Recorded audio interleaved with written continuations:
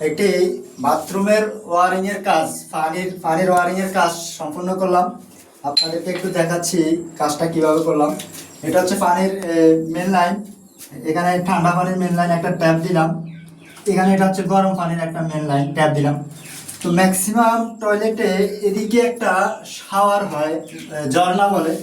তো আসলে এখানে এই শাওয়ারটা দেওয়া হয়নি, যার কারণ হলো বাড়ির মালিক এই শাওয়ারটা চায়নি, যার কারণে শাওয়ারটা দেওয়া হয় না। তবে বাড়ির মালিক টাইলসের পরে এই যে এখানে একটা এই শাওয়ার মিক্সার ইউজ করবে। শাওয়ার মিক্সার ইউজ করলে এখানে একটা ঝর্ণা অটোমেটিক হয়ে যাবে। এরপর আসেন এখান থেকে আমার এই যে ঠান্ডা পানিতে এখানে একটা পয়েন্ট, এই গরম পানিতে কোনো পয়েন্ট নাই। এখানে একটা হাই কমেটের পয়েন্ট দেওয়া হয়েছে, সেম এখানে একটা পয়েন্ট দেওয়া হয়েছে।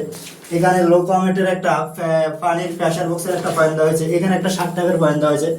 এরপরে অপর সাইডে দেখেন কি কি হলো। দিক থেকে আসার পরে এখানে এই যে ঠান্ডা পানির একটা পয়েন্ট, উপরে সুন্দর উপরে এই একটা পয়েন্ট, এই যে আবার আরেকটা গরম পানির পয়েন্ট। এই দুইটা পয়েন্ট আসলে কিসের? এই দুইটা পয়েন্ট হচ্ছে গিজার ইউজ করা হবে।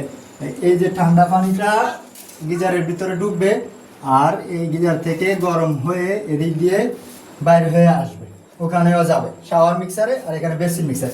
তো আপনারা প্রশ্ন করতে পারেন এই দুইটা পয়েন্ট কেন এক সাইডে? এটারও একটা কারণ আছে। এটা আসলে সেন্টার হওয়া উচিত, কিন্তু এটা সাইডে হওয়ার কারণ হলো বাড়ির মালিক তিনি এক সাইডে চাইছেন। অবশ্যই নিশ্চয় একটা কারণ আছে যার কারণে তিনি সাইডে চাইছেন। তো আমরা মিস্ত্রিরা বাড়ির মালিককে খুশি করার জন্য তাদের চাহিদাটা সম্পূর্ণ করতে হয়। তারা যেভাবে ভালো মনে করে সেভাবেই করতে হয়। সাথে ব্ল্যাক কালার একটা পাইপ দেখতেছেন, এটা কারেন্টের ওয়ারিং। তো এটা আমি সম্পূর্ণ করলাম, অন্তত বাড়ির মালিক সন্তুষ্ট আমার উপরে।